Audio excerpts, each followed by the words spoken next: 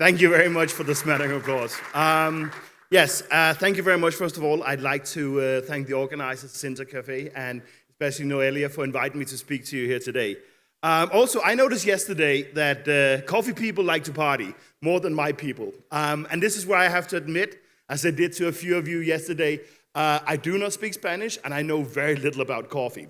I do know an awful lot about big metal boxes and big metal boats. Which is what I'm going to talk to you about today. I know this is a tough session. We're gradually coming back from lunch, but I'll do my very best to at least give you an idea of what's going on in container shipping. Because obviously coffee transport is transported mostly in containers. I believe it's about 98% of coffee transport. There's a little stuff going out of Switzerland in airplanes, but the rest of them goes onto our boats. And to be blunt, we have not been very good at our job for many, many years.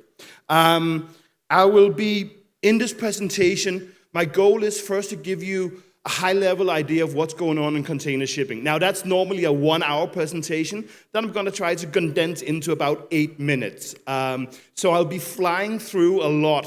If any of you want to, I'll be here for the next couple of days. Do feel free to grab hold of me if you have any questions about what's going on in container shipping.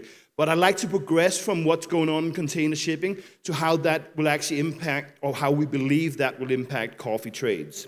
So let's start at a very high level on global container demand. And I understand you're not container shipping people, so I will be running through this in a high level.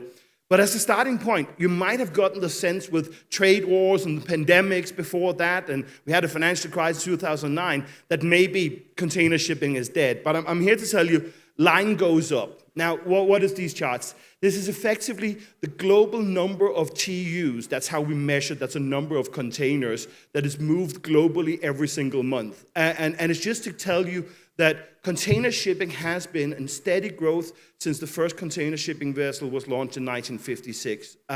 It's not an awfully strong growth, but we keep on going up there. I should also say that when I do my container demand slides, we often adjust for Chinese New Year, because Chinese New Year falls in January and February varies which year. So that creates it makes it look more volatile than it necessarily is. So the last slide was the overall volume levels, how many containers are moved, but what kind of growth are we seeing? And the truth is, even though the pandemic has ended, we're still suffering a bit from it in container shipping, because we saw a massive drop-off in demand in the first half of 2020, and then we saw this massive boom when the pandemic hit. God love the American consumer. They will not save a penny. They will spend every dollar they have. And traditionally, they would spend about 68% of their disposable income on services. When the pandemic hit, that dropped to about 62%, and they started importing a lot more goods. If you get the mental image of somebody sitting on the couch ordering stuff off Amazon, that's exactly what happened. And the US really drove this boom in container demand that we saw over the pandemic. We're now then saw an overcorrection and we saw an overswing, and we're still swinging a bit on it. So we've had quite high volatile growth over the last years. The left-hand chart is basically the growth rates going back to 2012 for the main import regions of North America and Europe. The right-hand side just shows the last few years. But the message is the same, very volatile growth. But you also see very dominant by North America. Now, that was if you're looking at a very short-term 12-month perspective. If you look at a bit longer 5-year perspective, that's where we basically average out all the up and down swings and basically say, what has container demand been since the last same year before the pandemic, was 2019. We compare that where we were then to where we are now, and we basically annualize the growth. And we actually end up with that on average over the last 5 years, or 6 years since 2019, growth in container shipping has been quite meager. In Europe, we basically, for most of the time, have had 0% average growth, globally around 2%. And the only real engine of global container growth was North America, specifically the US. And yes, there's a forewarning here. And just to hammer that point home, This is a very confusing slide. If you don't get it, don't worry. Nobody in my industry gets it either. But what we basically look at every single month since January 2020, we look at how many more containers were moved globally in that month compared to that same month in 2019. So basically, you see at the very end here in the latest figures are from August 2025. Globally, about 2 million TEUs containers were moved more in August 2025 than in August 2020 from a global perspective. But the interesting thing here is I also show which regions added or subtracted to that growth in container volumes. And the big message here is it's awfully yellow. And again, the message here, that's North America. North America has driven basically any global growth that we've had in container shipping has been driven by North America. And that brings us to the next point, the impact of the US trade war, and also looking at a possible Suez reopening. Now, we did a lot of modeling on it, on the impact of the trade war. The truth is, we've never had a trade war like this one before. We did have a China-US trade war from 2018 to 2020, but that was specifically between China and the US, and the rates of tariffs were not as high as we've seen this time around. This time, we have a more global approach from the US administration towards trade and trade protection, which means that we cannot compare with anything in the past. So there's no model that actually predicts what the impact is. But we can say, what has the impact been so far? Now, the left-hand side here is basically we split the world into two. We looked at how was container growth in North America, imports and exports, versus rest of the world without North America. And basically, we ended in a bifurcated world now, where the rest of the world without North America is growing at 6, 7, 8%, which is very high from a container shipping perspective, while North American imports and exports are contracting around 5 to 7%. So the greatest impact of the trade war right now has been a significant decline in growth, actually contraction into North America, which is worrying from a container shipping perspective, because you just saw me spend 3 slides saying how all the growth that we've had over the last 5 years was North America. And it also means that North America, as a share of global volumes, has dropped quite considerably. That's the trade war and how that will impact demand. There's another thing that's very likely to have a very significant impact on container trades, and that's a possible reopening of the Suez Canal. Now, when will the Suez Canal open is the question I'm asked the most times, and the only question I absolutely cannot answer, because that's a geopolitical question. The Suez Canal is not being used because you cannot traverse the Red Sea, and you cannot traverse the Red Sea because the Houthi militias in southern Yemen are firing rockets at our boats, and that's a little too dangerous for us. So not until they stop firing rockets can we start sailing our boats back through the Suez Canal. And I can't say when they're going to. Now, normally they started attacking international maritime vessels because of the Israeli-Hamas conflict, which might be resolved. But again, I'm no geopolitical expert. What I can say is, once the Suez Canal is open again, there's going to be 2 consequences. The first one is an immediate consequence, and that is right now, every vessel that moves from Asia to Europe is going around Africa. That takes about 2 weeks longer. And when suddenly we can go through the Suez Canal again, it takes 2 weeks shorter, which means that 1 week a vessel will depart, and the next week another vessel will depart, and that vessel will arrive 1 week before the one that departed 1 week. We're going to have a bunch of vessels all arriving in Europe at the same time. And that's not something European ports are very good at handling.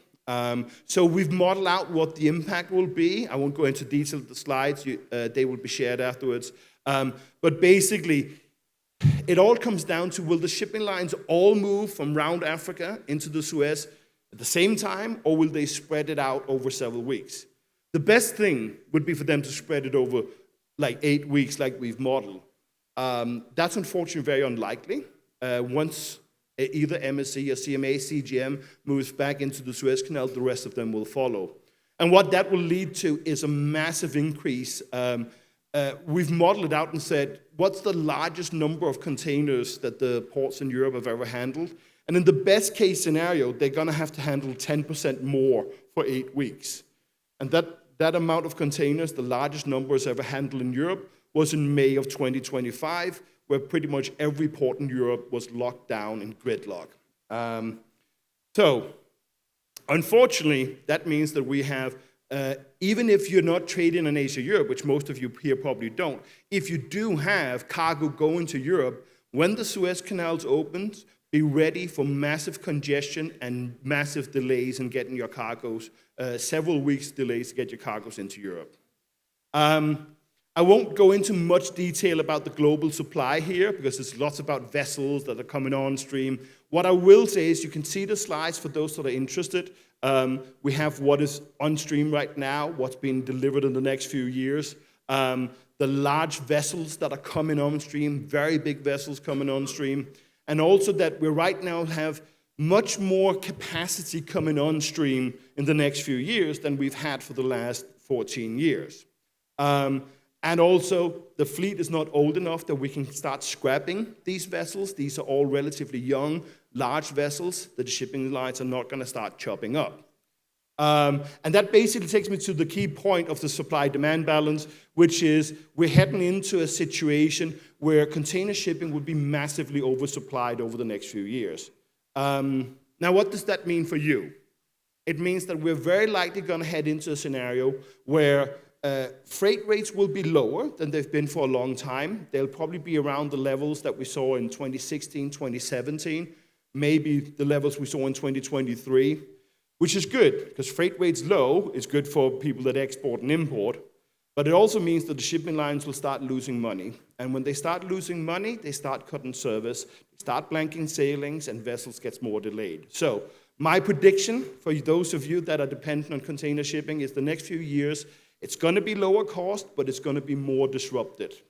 And that's probably not great news because you probably feel it's pretty disrupted already. I won't really go into this in consideration of time, but it's basically where we're seeing right now, there's so much supply coming into the market that we are seeing the shipping lines, they don't know where to place the vessels. We use the transatlantic as a good example. It's a nice, stable trade. The freight rates have been relatively stable, and they're now dumping so much capacity into the market that over the next few months, either they take some of that capacity out, or freight rates will crash to basically zero. So, the headline news from container shipping is a lot of oversupply. It'll get easier to get space on a vessel, and freight rates will be lower, but expect more disruption, more blank sailings, more vessel delays. And on that topic, we have seen an improvement in schedule reliability. This is one of the things that we the industry benchmark for. Schedule reliability, the on-time performance of vessels has improved, but nowhere near to the level that we saw before the pandemic. So it was around 75, 77% on-time vessels before the pandemic, then it dropped to about 30 over the pandemic. And as we came back from the pandemic, we only came back to about 60, 65%. One area that it has really improved is on the east-west trade, so transatlantic, trans-Pacific, and Asia-Europe, with the launch of what you might have heard of the Gemini Alliance. It's a new shipping alliance formed by Maersk and Hapag-Lloyd. And they basically went out and said, our goal is to be 90% on time. And they've pretty much hit that target, depending on how we measured it. And it's kind of forced the other shipping lines to start to improve their performance. We've seen Mediterranean Shipping Company also improve their schedule reliability quite considerably. The bad news is this is the east-west trades. So unless you're shipping coffee from Vietnam, you're not getting the benefit of this. The north-south trades out of Latin America and Africa are still doing quite poorly. So that was a lot about container shipping in general. About halfway through, my second half is more about what do we see on coffee trades. Because this is the global perspective. And again, the key message to take away is oversupply in container shipping for the next few weeks, next few years, easier to get space, lower rates, but more disruption. And let's talk about it first. So the first thing I just wanted to break down is the main coffee trades, being out of Latin America to North America and Europe. You also, of course, have out of Asia, especially Vietnam and Indonesia, to some degree India as well. This is just to give you an idea of how many containers move in these trades. So the left-hand side also includes Asia to Europe and Asia to North America. And you see, when we include that, the four other trades get completely dwarfed. I'm assuming there's not a lot of people from Vietnam in here right now, so I'm going to go to the right-hand side and say, let's look at the main trades out of Latin America, that's the yellow and the gray one, to either North America, the yellow one, and Europe. It gives you an idea of just how much volumes that move in these trades. But it's also worth noting, as I discussed with Noelia yesterday, while coffee is important for shipping lines, it accounts for about 0.2% of global container volumes. So while it's a high-value commodity and there's good rates on it and all of these things, it doesn't have enough sway, enough volume to change direction in the trades. So it's more to say that you as an industry, unfortunately, are a bit of like apparel, footwear, flat pack furniture. That's like 20% of container volumes. They, as an industry, can tell the shipping lines where the hell they have to sail to. I'm afraid you don't have quite that sway in coffee. But it doesn't mean that you have more of a matter of having to see what is out there, what can I take advantage of in the trades and get on to the right vessels. So start looking at freight rates. These coffee trades, it's not like the East-West trades. We don't have really good dollar measures on what the freight rates are, but we have got good index measures. And it's more to say that the LATAM to North America trade was the one that was the highest hit over the pandemic and saw the highest increase in cost. The others out of Africa to North America and to Europe and LATAM to Europe were not quite as severely affected. And as we're coming in now, everything is diverging downwards to a lower level, around 70% on index.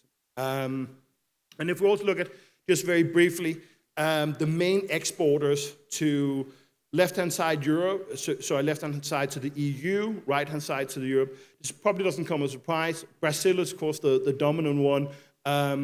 We've also looked at what's the value of the customs value from each of these countries. We don't see a lot of divergence across it. That's the orange line. But what we do see is that when it heads into Europe, at least Ethiopia and Indonesia are classed as having much higher value per kilogram of coffee. But these are the main coffee export regions, dominated, of course, by Brazil. Vietnam coming in a second to North America, a third into Europe. And well, of course, we see going into the US, it's much more Latin America simply because of the proximity. Breaking it a little bit more down, this is more to say, so this is the 10 exporters into EU, and this is coffee exports into the EU on the left-hand side, into US on the right-hand side. More of a question, are we seeing a real impact of the tariffs? And I do understand the tariffs have been very damaging. When we look at the amount of coffee being imported into US, we have yet to see a really steep decline. Now, I should also say that this is US Census Bureau data, which is recorded at time of arrival into the US. And the latest data is July. So we're not really seeing a lot of the impact yet. So we've also gone to a different source. So we went to Vision API that look at actual bookings on container volumes. And here we can start to see what possibly is an impact of the tariffs. We haven't seen a massive decline. So these are total coffee import container bookings. We haven't seen a massive decline in books, but it has come down a bit. But year on year, last year, we basically had a boom over the last couple of months. And we're not seeing that boom again. So year on year, we're seeing considerable contraction. If we look more week on week, they're not as quite as steep. So it's hard to see if we're really seeing that impact. But there's some countries where we can dig a little bit deeper in. That's, for example, in Brazil. In Brazil, we have seen a clear decline over the last 5 months where the tariffs have been in effect. The latest data here is from September. So basically, the blue line is Brazil exports, coffee exports to the US. And the other lines are the other main destination countries for Brazilian coffee. And we're not seeing that loss of coffee into the US being picked up by anywhere else. So we're not seeing that volume shifting from Brazil to US to other destinations. We also see that Germany, the second highest, has also been coming down quite considerably over the last year. So that was high level where we've seen the developments in coffee exports, imports. I'm going to talk a little bit more about what the development has been in the main coffee trades of the service levels and the service metrics from container shipping. Some of these can be a bit confusing. I'll try and explain them as best. This is my trying to explain to you, for those of you that need to move coffee in containers, how is your access to the market changed in the main direct routes from coffee exporting regions to coffee importing regions. So all of my charts will, on the left-hand side, show North America, and on the right-hand side, show Europe. So there's North American trades and European trades. And then we've looked at 6 origins, Brazil, Colombia, Costa Rica, India, Peru, and Vietnam. Those are the main coffee-producing countries that are directly connected by container shipping to North America and Europe. You can say Indonesia is also one of the larger ones, but there's no direct container shipping service from Indonesia to North America or from Indonesia to Europe. That all needs to be transshipped through either Singapore, where I live, or in Busan in Korea. So the same thing with Ethiopia. There's no container shipping service from Ethiopia to either Europe. That again needs to go through other countries. So these are the main coffee exporting countries that have direct connection to container shipping. And I understand the charts can be a bit, there's a lot of data going on here. But basically, this chart here, we look at how many shipping lines, we call them carriers, how many shipping lines are you getting from each of these origins to North America and Europe. And that gives you an idea of the competition. If you only have one shipping line, that's not a lot of competition. And that's what you see that, especially from Peru, there's been a lot of challenges, especially over the pandemic. A lot of the shipping lines pulled a lot of the Peru services out because Peru was a little bit too far for them to go when all the vessels were stuck outside of Los Angeles. And we were down to that point that there was only 2 shipping lines offering container shipping services from Peru to North America. The overall message across all of these trades is, for most of these trades, you've seen fewer and fewer shipping lines over the last 14 years. Now, that's not got anything to do with your trades or the quality of your coffee. It's the fact that there's just fewer shipping lines. 15 years ago, there was 20 global shipping lines. Now there's 9. So there's fewer shipping lines in general, and that also translates fewer shipping lines. The one major exception you'll see here is going into Europe. We're now seeing an increase in number of shipping lines offering a service from India to Europe. That's the yellow line on the right-hand side. We also looked at not just the number of shipping lines offering a service, but how many weekly container shipping services can you get from a country. So that's how many vessels basically depart every week from one country to either North America or Europe. And you might have noticed there's a massive explosion on the left-hand side, and that's Vietnam. That's got nothing to do with coffee. That's got all to do with the US trade war. So the US has been in a prolonged trade war with China, and as a consequence, a lot of production has moved from China to Vietnam. And as that production of all kinds of goods moves to Vietnam, more and more shipping lines will start services. So it's not because of coffee, but it does mean that coffee producers in Vietnam now have much greater access to container shipping than they had in the past, because there's many more service lines.